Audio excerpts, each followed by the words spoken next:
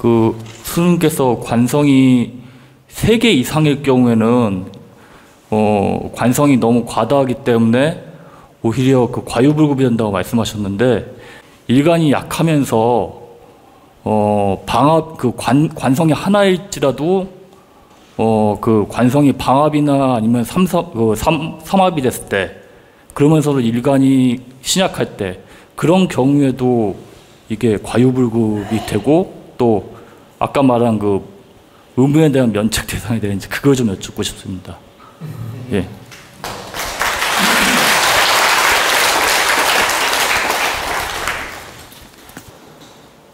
사주는 오행 기류에 따라, 오행 구성에 따라 오행의 어떤 구성도에 따라서 설명이 너무나 달라지기 때문에 오늘 이 자리에서 그 구성의 그 여러 가지 형태까지, 나타나는 변수까지 설명하기는 참 어렵습니다.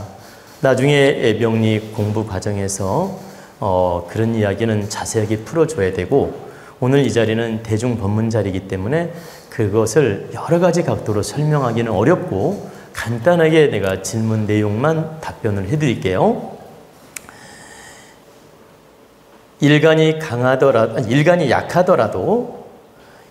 약하더라도 관이 없는 것보다는 있는 게 좋은 경우가 많습니다. 일간이 약하더라도.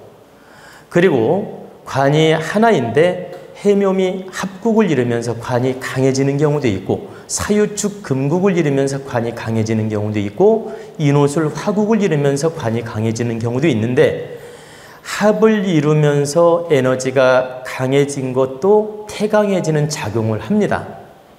근데 이것은 과유불급이다 이렇게 논하는 게 아니고, 이것은 합세를 이루면서 강해진 거기 때문에 에너지가 강해졌구나 약해졌구나 이렇게 논할 뿐이지, 이걸 가지고 과유불급이다 논하는 게 아니다. 과유불급은 언제 논하는 거냐면, 오행이 힘을 얻으면서 여러 개가 배치가 될 때, 예를 들면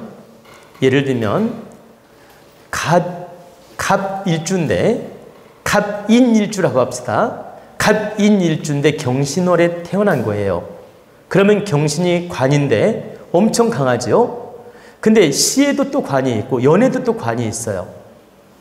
이렇게 되면은 이게 관이 혼잡되면서 태강해지면서 과유불급이 되는 작용을 합니다. 과유불급. 근데 아까 제가 더 첨가로 풀어주고 싶은 내용이 있었기 때문에 지금 이 자리를 빌어 말씀을 드리면, 과유불급 작용은 하지만 일단 관이 있을 때는 남자 여자 결혼을 해보는 게 좋고 자식도 낳아보는 게 좋은 경우다. 관이 태과할지라도 관이 있을 때는 여성인 경우 결혼해보는 게 좋고 남성인 경우 자식을 낳아보는 게 좋다라는 거예요. 그러면 남성인 경우 관이 태과한데 자식을 낳으면 부담이에요. 남자 사주에서는 관이 자식이기 때문에 관이 태과한데 또 자식을 낳으면 부담이라고. 부담이지만 이것은 어디까지나 내 역할과 사명을 다했다는 기준으로 설명하는 거예요.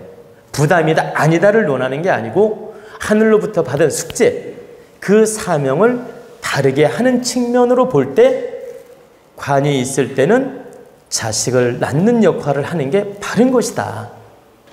근데 그 자식을 낳는 역할을 하는 게 바른 거지만 때로는 그게 나한테 부담이 될 수도 있고 길작용을 할 수도 있다. 근데 그건 2차적인 문제를 논하는 거고, 1차적으로는 관이 있을 때 남자라면 자식을 낳아보는 게 마땅하고 여자라면 시집을 가보는 게 마땅하다고 설명한 거예요.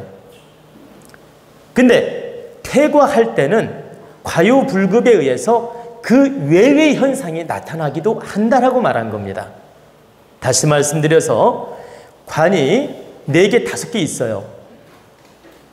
태과하잖아요. 그런 경우는 과유불급이기 때문에 설령 결혼을 안 하더라도 하느님이 심판할 때 외예가 될 수 있다라고 말한 거예요. 관이 5개나 되는데 자식이 없어. 그때는 과유불급작용해서 아이를 안 낳더라도 하느님이 심판할 때 외예가 될 수 있다라고 설명한 겁니다. 이해가 되시나요?